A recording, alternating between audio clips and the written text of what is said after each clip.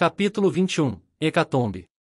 Aquele jeito de falar, o inusitado da cena, o histórico do navio patriota, a princípio narrado com frieza, seguido pela emoção com que o estranho personagem pronunciara as últimas palavras, o nome Vingador, cujo significado não me escapava, tudo se encaixava, impressionando-me profundamente.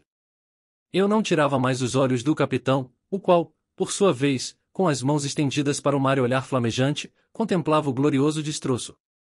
Talvez eu jamais viesse a saber quem era ele, de onde vinha, para onde ia, no entanto, cada vez mais, sentia que o homem alforriava-se do cientista. Não fora a misantropia comum que confinara o capitão Nemo e seus companheiros no Nautilus, mas um ódio, monstruoso ou sublime, que o tempo era incapaz de aplacar. Aquele ódio ainda clamava por vingança? O futuro logo me diria. Nesse ínterim, o Nautilus ganhava lentamente a superfície, e pouco a pouco viu o contorno impreciso do Vingador desaparecer. Dali a pouco, um ligeiro balanço fez-me perceber que flutuávamos ao ar livre. Ouvimos uma detonação seca. Olhei para o capitão. O capitão não se mexeu. Capitão! Interpelei-o. Não obtive resposta. Deixei-o e subi à plataforma, onde já se encontravam Conselho e o canadense. Que detonação foi essa? Perguntei. Um tiro de canhão, respondeu Ned Land. Olhei em direção ao navio que eu avistara.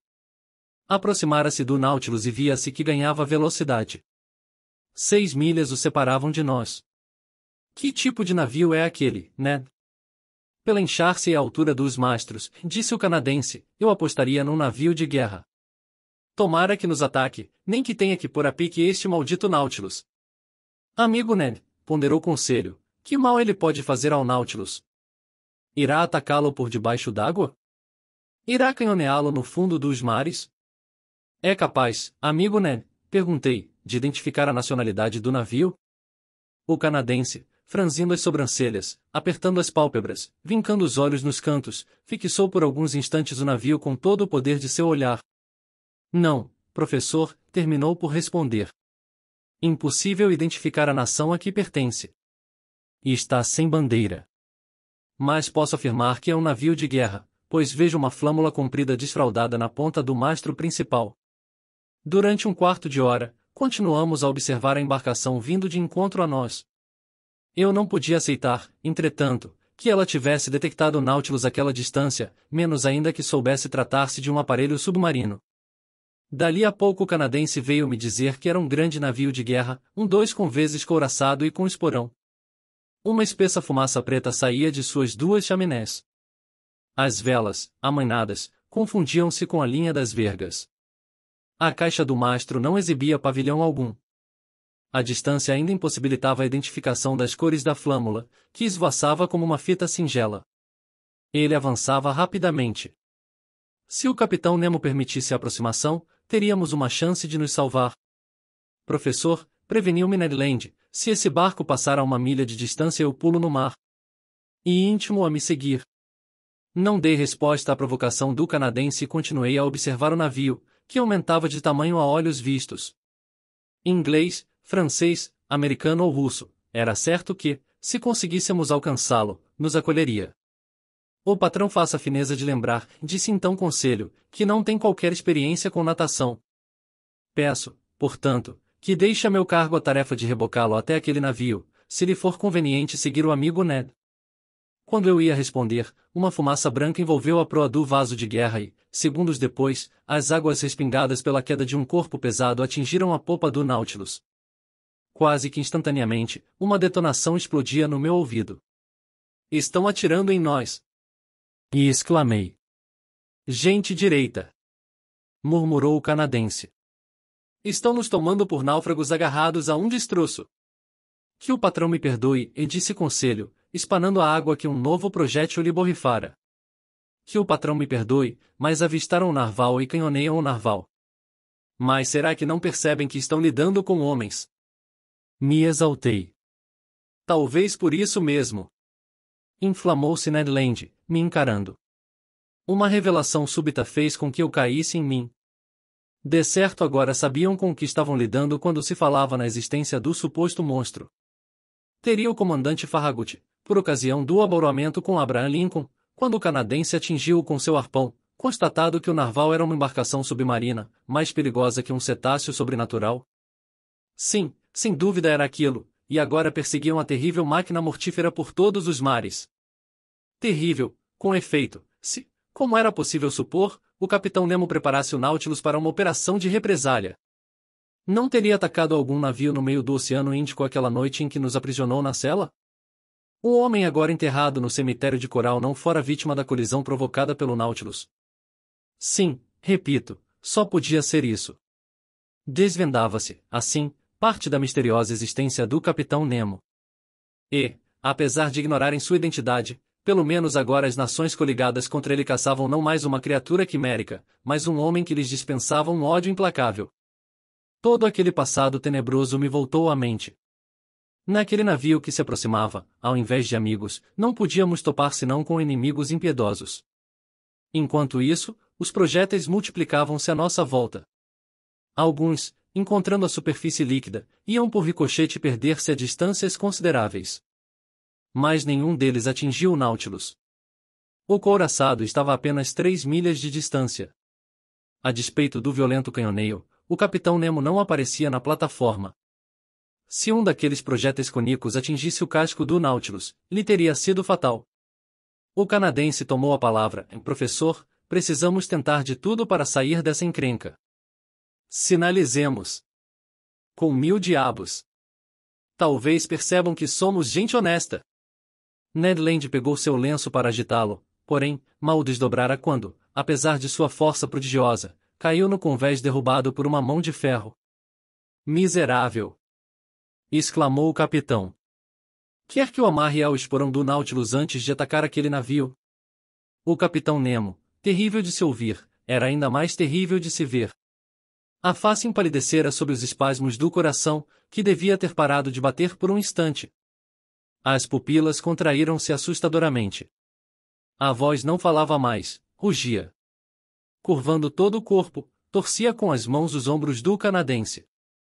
Depois, soltando-o e voltando-se para o navio de guerra, cujos projéteis choviam à nossa volta, exclamou, com sua voz tonitruante, então você sabe quem eu sou, barco de nação maldita. Pois não precisei de suas cores para reconhecê-lo. Olhe. Vou mostrar-lhe as minhas. E o capitão desfraldou na proa da plataforma um pavilhão negro, semelhante ao que já fincara no Polo Sul naquele momento, um projétil, atingindo obliquamente o casco do Nautilus, sem rasgá-lo e ricocheteando perto do capitão, foi perder-se no mar. O capitão Nemo deu de ombros. Então, dirigindo-se a mim, ordenou laconicamente, desça. 10 são o senhor e seus companheiros. Senhor, exclamei, atacará então esse navio? Vou afundá-lo, cavalheiro. Não fará isso. Farei, respondeu friamente o capitão Nemo. Não se atreva a me julgar, cavalheiro. A fatalidade mostra-lhe o que não devia ver. Eles atacaram. A resposta será terrível. Entre. Que navio é aquele? Não sabe? Ótimo, melhor assim. Pelo menos sua nacionalidade permanecerá um segredo para o senhor. 10 são. Ao canadense, aconselho e a mim, só nos restava obedecer. Cerca de 15 marujos do Nautilus cercavam o capitão e olhavam com implacável sentimento de ódio o couraçado avançando em nossa direção. Sentia-se que o mesmo sopro de vingança movia todas aquelas almas. Desci no momento em que outro projétil voltava a arranhar o casco do Nautilus, e ouvi o capitão gritar em abra fogo, navio insensato. Desperdice seus inúmeros projéteis. Não escapará ao ariete do Nautilus. Mas não é neste local que deve perecer. Não quero que suas ruínas venham a se confundir com as ruínas do Vingador. Voltei ao quarto. O capitão e seu imediato haviam permanecido na plataforma. A hélice foi acionada. O Nautilus, contudo, mesmo afastando-se velozmente e posicionando-se fora do alcance dos projéteis do navio, não conseguiu interromper a perseguição, e o capitão Nemo limitou-se a manter distância. Por volta das 4 da tarde, não podendo conter a impaciência e a inquietude que me afligiam, voltei à escada central. O alçapão estava aberto. Aventurei-me na plataforma. O capitão continuava a andar de um lado para outro, num passo agitado. Observava o navio, que permanecia a 5 ou 6 milhas a sotavento, girando a seu redor como um animal feroz. Atraindo para o leste, deixava-se perseguir, sem atacá-lo. Ainda hesitaria? Quis intervir uma última vez, porém, assim que interpelei o capitão Nemo, ele me impôs silêncio. Tenho direito, sou a justiça. Sou oprimido, ali está o opressor. Foi por causa dele que vi perecer tudo o que amei, prezei e venerei, pátria, mulher, filhos, pai, mãe.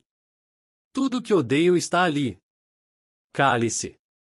Dirigi um último olhar para o navio de guerra, que aumentava sua potência, e fui ao encontro de Ned e Conselho. Fujamos! E exclamei. Ora viva! Saudou Ned.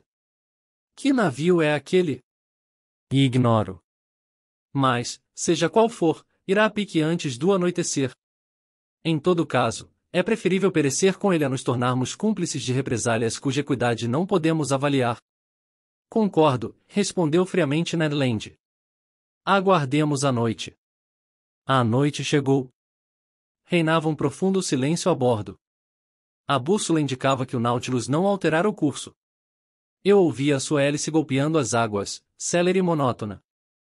Ele se mantinha na superfície e um ligeiro balanço adernava ora sobre um costado, ora sobre o outro. Eu e meus companheiros planejamos fugir no momento em que o navio estivesse bem próximo, fosse para sermos ouvidos, fosse para sermos vistos, já que a lua, que estaria cheia dali a 3 dias, brilhava no céu. Uma vez a bordo daquele navio, se porventura não conseguíssemos impedir o destino que o ameaçava, pelo menos faríamos tudo o que as circunstâncias nos permitissem tentar. Mais de uma vez, quando eu julgava o Nautilus prestes a atacar, ele contentava-se em aceitar a aproximação do adversário e, logo em seguida, recobrava sua velocidade de fuga. Parte da noite transcorreu sem incidentes. Espreitávamos a oportunidade de agir. Com os nervos à flor da pele, pouco falávamos. A vontade de Ned Land era jogar-se no mar. Forcei-o a esperar. Do meu ponto de vista, o Nautilus atacaria o couraçado na superfície, e então, mais que possível, seria fácil escapar. Às 3 horas da manhã, preocupado, subia à plataforma. O capitão Nemo continuava lá, de pé, na proa, junto à sua bandeira, que uma ligeira brisa fazia tremular acima de sua cabeça. Não tirava os olhos do navio. Seu olhar, de uma intensidade extraordinária, parecia atraí-lo, fasciná-lo, arrastá-lo com mais eficiência do que se o rebocasse. A lua atravessava o meridiano. Júpiter nascia a leste. Em meio àquela serena natureza, céu e oceano rivalizavam em tranquilidade, e o mar oferecia ao astro das noites o mais belo espelho que teria refletido sua imagem. Pensando na calma profunda dos elementos, comparada à ira que fermentava no interior do sorrateiro Nautilus, eu sentia calafrios. O navio mantinha-se a 2 milhas de distância. Aproximara-se, continuando a avançar em direção ao brilho fosforescente que assinalava a presença do Nautilus. Vi seus sinalizadores, verde e vermelho, e seu farol branco pendurado no grande estay de Mezena. Uma vaga reverberação iluminava sua enxárcia, indicando que o vapor estava com força máxima. Feixes de fagulhas e escórias de carvões incandescentes escapavam de suas chaminés, estrelando a atmosfera. Assim fiquei até às 6 da manhã, sem que o capitão Nemo tivesse parecido me notar. O navio continuava a 1,5 milhas de distância e, com as primeiras luzes do dia, o canhoneio recomeçou. Tudo sugeria um ataque iminente por parte do Nautilus, quando então eu e meus companheiros deixaríamos para sempre aquele homem que eu não ousava julgar. Quando me dispunha a descer a fim de avisá-los, o imediato subiu à plataforma na companhia de diversos marinheiros. O capitão Nemo ou não os viu, ou não quis vê-los. Esboçaram-se alguns preparativos, que poderíamos chamar de preparativos de combate, do Nautilus. Eram muito simples. O gradil que formava a morada em torno da plataforma foi abaixado. Da mesma forma, as casinhas do farol e do timoneiro entraram no casco, mas não completamente. A superfície do longo charuto metálico não oferecia mais qualquer aresta que pudesse prejudicar suas manobras. Voltei ao salão. O Nautilus continuava à tona. O brilho da manhã infiltrava-se na camada líquida. A certas oscilações das ondas, as vidraças animavam-se com as vermelhidões do raiar do dia. Tinha início o terrível 2 de junho. Às 5 horas, a barquilha indicou que o Nautilus moderava a velocidade e compreendi que permitia a aproximação. Enquanto isso, as detonações tornavam-se cada vez mais violentas.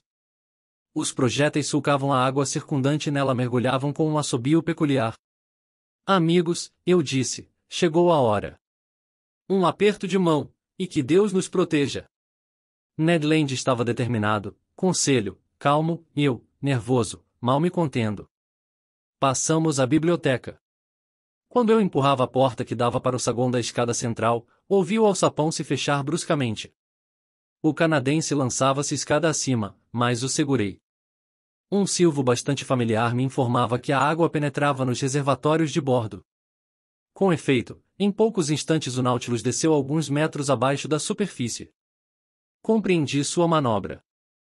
Tarde demais para agir.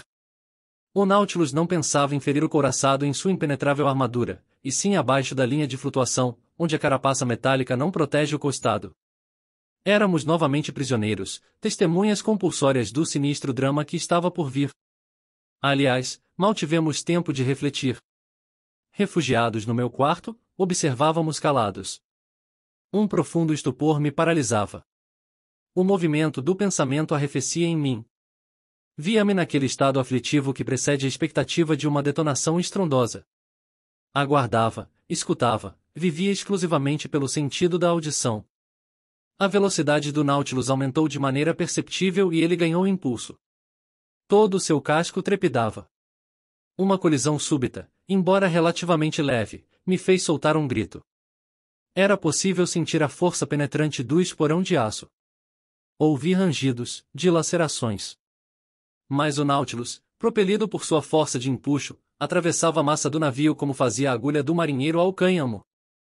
Não pude resistir. Louco, desvairado, lancei-me para fora do quarto e corri ao salão. Lá estava o capitão, mudo, melancólico, implacável, olhando pela escotilha de bombordo. Um imenso destroço afundava nas águas, e para nada perder de sua agonia, o Nautilus acompanhava-o em sua descida ao abismo. A 10 metros de meu posto, vi o casco fendido, por onde a água infiltrava-se estrondosamente, depois a linha dupla de canhões e paveses. O convés fervilhava de sombras escuras em tumulto. A água subia. Os infelizes acorriam às velas, agarravam-se aos mastros, contorciam-se nas águas. Era um formigueiro humano surpreendido pela invasão do mar. Paralisado, hirto de angústia, cabelo desgrenhado, olhos esbugalhados, respiração arfante, sem fôlego, sem voz, eu também observava. Uma atração irresistível grudava-me na vidraça. O imenso navio afundava lentamente. O Nautilus não desistia, espiando cada um de seus movimentos. De repente, uma explosão. O ar comprimido fez ir pelos ares o convés da embarcação, como se houvessem ateado fogo aos paióis. Tamanho foi o ímpeto das águas que o Nautilus ficou à deriva. Então o desventurado navio afundou ainda mais rápido. Viam-se as gávias, carregadas de vítimas, depois os cordames, vergando sob cachos de homens, e, por fim, o bico do mastro principal. Em seguida, a massa escura desapareceu, levando com ela uma tripulação de cadáveres arrastados por um redemoinho gigante. Voltei-me para o capitão Nemo. Aquele terrível justiceiro, verdadeiro arcanjo do ódio, continuava a observar. Quando tudo terminou, dirigiu-se à porta de seu quarto, abriu-a e entrou. Segui-o com os olhos. Na escotilha do fundo, abaixo dos retratos de seus heróis, vi o retrato de uma mulher ainda jovem e de 2 bebês. O capitão Nemo contemplou-os por instantes, estendeu-lhes os braços, e ajoelhando-se, caiu em prantos.